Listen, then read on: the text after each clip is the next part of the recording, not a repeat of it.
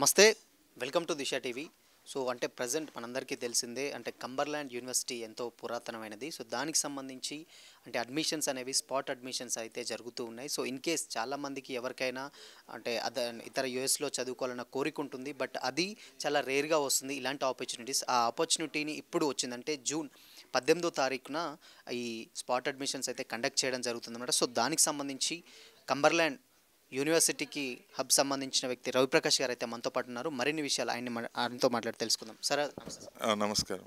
Sir అంటే చాలామందికి ఏంటంటే యూఎస్లో చదువుకోవాలని కోరిక ఉంటుంది, డెఫినెట్గా ఉంటుంది. బట్ స్పాట్ అడ్మిషన్స్ అని చెప్పారు. స్పాట్ అడ్మిషన్స్ కావాల్సిన సర్టిఫికేట్స్ ఏంటి, క్వాలిఫికేషన్స్ ఏంటి అసలు ముఖ్యంగా? నమస్కారం. ఈ స్పాట్ అడ్మిషన్ కార్యక్రమాన్ని మేము ఏర్పాటు చేయడం జరుగుతుంది కంబర్లాండ్ యూనివర్సిటీ తరఫున. స్పాట్ అడ్మిషన్ యొక్క అడ్వాంటేజ్ ఏమంటే మనకు యూనివర్సిటీ డెలిగేట్స్తో స్టూడెంట్స్ డైరెక్ట్గా వాళ్ళ సందేహాలు నివృత్తి చేసుకోగలుగుతారు.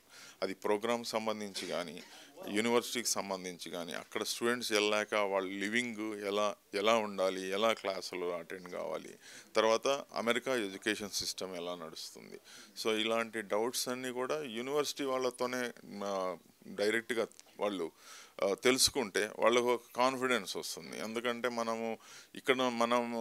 పెరిగే ఉన్న పరిస్థితులు వేరు, యుఎస్లో వేరు, అంతా కొత్తగా ఉంటుంది. అక్కడికి వెళ్ళాక కల్చరల్గా మనకి డిఫరెంట్ ఉంటుంది, food everything is different, including education system. US education system, Indian education చాలా తేడా ఉంటుంది. సో దానివల్ల అని చెప్పి మనకి ఈ డెలిగేట్స్తో మనం ఎంగేజ్ చేస్తే ఇట్లాంటివి కొన్ని బేసిక్గా పిల్లలకి భయపడుతూ ఉంటారు, యుఎస్ ఎలా వెళ్ళాలి ఏంటి అలా ఉంటుంది. సో మనం యూనివర్సిటీ ఆఫ్ తరఫున కంబర్లాండ్ యూనివర్సిటీతో ఎంగేజ్ అయ్యి ఫ్రీ ఫ్లో స్టూడెంట్స్కి ముందు వీళ్ళతో ఇంటరాక్షన్, ఎందుకంటే ఇక్కడికి వచ్చే డెలిగేట్స్ వాళ్ళ కాలేజీలో ఉంటారు. ఒక ర్యాపో డైరెక్ట్గా కాంటాక్ట్ ఏర్పడుతుంది వీళ్ళతో మాట్లాడి. ఇక్కడ మనం వీళ్ళతో ఇంటరాక్షన్ వల్ల రేపు యూనివర్సిటీకి వెళ్ళాక కూడా వీళ్ళే ఉంటారు కాబట్టి నీకు ఏదన్నా భయం అనేది పోతుంది. కాన్ఫిడెంట్గా they can perceive the programmes.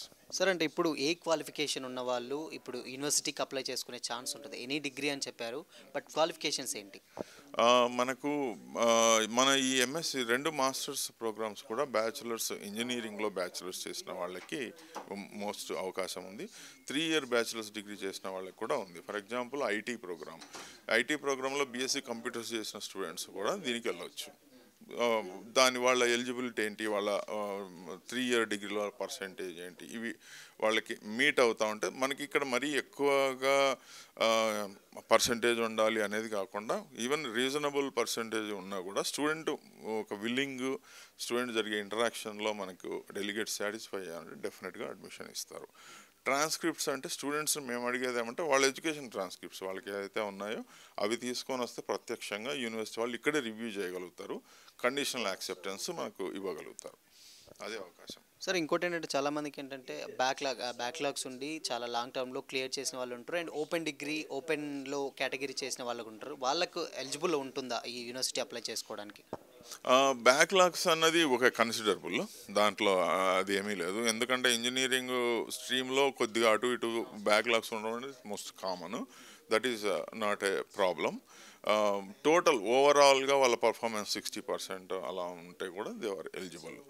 తర్వాత ఓపెన్ యూనివర్సిటీ చదివిన వాళ్ళని నాట్ ఎలిజిబుల్, బికాజ్ మన యుఎస్లో ఏమంటే 16 ఇయర్ ఫార్మల్ ఎడ్యుకేషన్ అంటే 16 ఏళ్ళు స్కూల్కి వెళ్ళి చదువు ఉండాలి. అది బేసిక్ క్రైటీరియా. దాంట్లో ఓపెన్ డిగ్రీలో ఒక 16 ఇయర్స్కు అది కూడా మీట్ అవుతుంది అంటే దే కెన్ రివ్యూ. దాంట్లో అంటే కాలేజీకి వెళ్ళకుండా ఇంట్లో కూర్చొని చదివేటువంటి వాళ్ళకి 10th ఇంటర్ చదివి తర్వాత కాలేజీకి వెళ్ళకుండా ఓపెన్ డిగ్రీ చేసిన వాళ్ళది కూడా మనం చూసుకోవచ్చు, వాళ్ళు కూడా రావచ్చు. అయితే వీళ్ళు బేసిక్గా ఇటువంటి స్టేజ్లో ఉన్న వాళ్ళకి ఏంటంటే వాళ్ళు పర్సనల్గా మాట్లాడి స్టూడెంట్ క్యాపబిలిటీస్ రిక్వైర్డ్ ఎంతూజియాసిస్ట్ అనాలిసిస్ చేసి they can give conditional acceptance. And ఫైనల్గా సార్ చాలామంది ఏంటంటే యూఎస్కి వెళ్ళాక పార్ట్ టైం జాబ్స్ కూడా అక్కడ చేసుకుంటారు ఈవెన్ చదువుకుంటూ.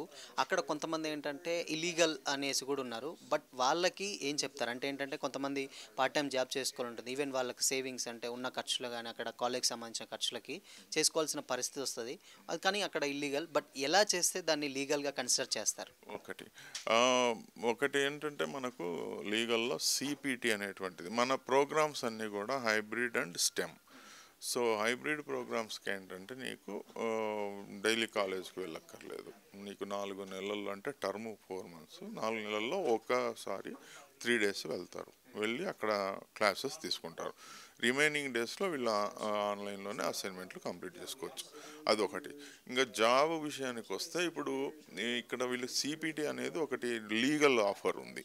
అంటే నువ్వు ఆ సిపిటి తీసుకుంటే, సిపిటి అనేది ఒక ప్రోగ్రాము. ఆ ప్రోగ్రామ్ అంటే ఒక క్రెడిట్ అవరు పే చేయాలి. ఆ సిపిటి కింద ఉద్యోగం తీసుకోవచ్చు. అయితే సిపిటిలో తీసుకొని జాబ్ చేయాలంటే మనకు అక్కడ ఒక కంపెనీ ఆఫర్ లెటర్ ఇవ్వాలి. సో ఈ అబ్బాయిని మేము క్వాలిఫైడ్, ఈ బ్యాచిలర్స్ డిగ్రీ మీద మేము ఈ జాబ్కు ఇతను తీసుకుంటామని యూనివర్సిటీకి లెటర్ ఇస్తే యూనివర్సిటీ సిపిటి కింద చేసేసి లీగల్గా వర్క్ చేసుకోవచ్చు ఒక జాబ్ని. అలా అది వాళ్ళ స్ట్రీమ్లో. ఫర్ ఎగ్జాంపుల్ కంప్యూటర్ సైన్స్ చదివింటాడు, ఈ అబ్బాయి ఐటీ ప్రోగ్రామ్కి వచ్చాడు. ఐటీలో ఏదన్నా ఇతనికి ఇంటర్న్షిప్ ఏదన్నా జాబ్ బేసిక్ లెవెల్లో కూడా వచ్చినా కూడా దాన్ని తీసుకొని వీళ్ళు జాబ్ చేసుకోవచ్చు. అది కాకుండా నీకు బయట చేసుకోవడం అన్నది ఇట్స్ ఇల్లీగల్. వేరే జాబ్స్ చేయడం ఇల్లీగల్. బట్ లీగల్గా మనకు వెళ్ళటానికి సిబిటి ప్రోగ్రామ్ ఉంది. సో ఫైనల్గా సార్ అంటే ఇప్పుడు డిగ్రీ కంప్లీట్ అయిన విద్యార్థులు కమర్లాండ్ యూనివర్సిటీకి అప్లై చేసుకోవాలంటే ఏ డాక్యుమెంట్స్ తోటి రావాలి? సో ఎప్పుడు వచ్చి ఎవరిని అప్రోచ్ అవ్వాలి? లొకేషన్ ఏంటి? డీటెయిల్స్ చెప్పండి. ఆ, ఇప్పుడు స్పాట్ అడ్మిషన్కి వచ్చేసి స్టూడెంట్స్ ట్రాన్స్క్రిప్ట్స్ తీసుకొస్తే చాలు. ఆ తర్వాత మా ఆఫీస్ ఇక్కడే అమీర్పేటలో ఇంపీరియల్ టవర్స్లో యూనివర్సిటీ హబ్ 4th floorలో ఉంది మా office. University hub imperial towers 4th floor. అక్కడికి వచ్చేసంటే మా స్టాఫ్ వాళ్ళకి స్టూడెంట్స్కి మిగతా హెల్ప్ చేస్తారు. అంటే రెజ్యూమే ప్రిపరేషన్ కానీ, స్టేట్మెంట్ ఆఫ్ పర్పస్ కానీ, మిగతా డాక్యుమెంట్స్, తర్వాత ఫైనాన్షియల్గా ఫండింగ్ ఎంత ఉండాలి అనేది, స్టూడెంట్స్ డీటెయిల్స్ ఎంత ఎంత అమౌంట్ చూపించాలి మన వీసా ఇంటర్వ్యూకి. తర్వాత వీసా ఇంటర్వ్యూ ప్రిపరేషన్కి కూడా మా వాళ్ళు హెల్ప్ చేస్తారు. అంటే స్టూడెంట్స్కి వీసా ఇంటర్వ్యూలో ఏ క్వశ్చన్ అడుగుతారు, ఎలా ఆన్సర్ ఇవ్వాలి, ఎంత కాన్ఫిడెంట్గా ఆన్సర్ ఇవ్వాలి, తర్వాత వాళ్ళ ఇంట్రెస్ట్. ఇక్కడ మెయిన్ ఏమంటే వీసా ఇంటర్వ్యూలో ప్రోగ్రామ్ ఎందుకు నువ్వు చదువుతున్నావు అనేది ఫస్ట్ ప్రశ్న. అప్పుడు వాళ్ళు దానికి కరెక్ట్గా సమాధానం ఇవ్వాలి. అంటే నాకు ఈ ప్రోగ్రాంలో ఇంట్రెస్ట్ ఉంది అని చెప్పేది ఒక 2-3 వాక్యాల్లో వాళ్ళకి ఇంప్రెస్ చేసే విధంగా చెప్పాలి. సో మనకు అట్లాంటి ట్రైనింగ్ సజెషన్స్ కూడా మేము ప్రొవైడ్ చేస్తాం. స్పాట్ అడ్మిషన్ మాత్రం ట్రాన్స్క్రిప్ట్స్ అంటే కాలేజీ సర్టిఫికేట్లు తీసుకొని వస్తే సరిపోతుంది. వీసా ప్రాసెస్ కూడా అంటే నార్మల్గా ఉన్న ఎలా ఏంటి ట్రైన్ చేయాలి ఏంటని కూడా డీటెయిల్స్ చెప్తారు. ఓకే. సో అంటే లాస్ట్ స్టూడెంట్స్కి ఈవెన్ ఎన్ని అంటే ఎంతలోపు టైం రావాలి, ఎంతమందికి ఆపర్చునిటీస్ ఉంటాయి అనుకోవచ్చు? అంటే చాలామందికి కాంపిటీషన్ ఉంది, చాలామంది కొంతమంది ఎందుకులే అనుకుంటారు. వాళ్ళకేం చెప్తారు? ఇక్కడ మనకి యుఎస్ ఎడ్యుకేషన్లో మనకి నో కాంపిటీషన్ అండి. ఓన్లీ ప్రాబ్లం వచ్చి వీసాకు మనం ప్రిపేర్ కావటమే. మనకు అక్కడ 18 వేకెన్సీ కాలేజ్ అడ్మిషన్కి ఎటువంటి ప్రాబ్లం లేదు. ఎందుకంటే మన hybrid and stem program. So దీనికి లిమిట్ ఏమీ లేదు. అంటే వాళ్ళు యూఎస్లో వచ్చేసి వాళ్ళకి టోటల్ లిమిట్ 4000 స్టూడెంట్స్ కన్నా ఎక్కువ అడ్మిట్ ఇవ్వడు ఒక కాలేజ్లో. అందులో డిఫరెంట్ ప్రోగ్రామ్స్ ఉంటాయి, కాలేజెస్ ఉంటాయి. మనం ఇక్కడ డెఫినెట్గా 500-600 స్టూడెంట్స్ ఈజీగా వెళ్ళొచ్చు. దాంట్లో ఏ ప్రాబ్లం లేదు అడ్మిషన్కి. Right, thank you.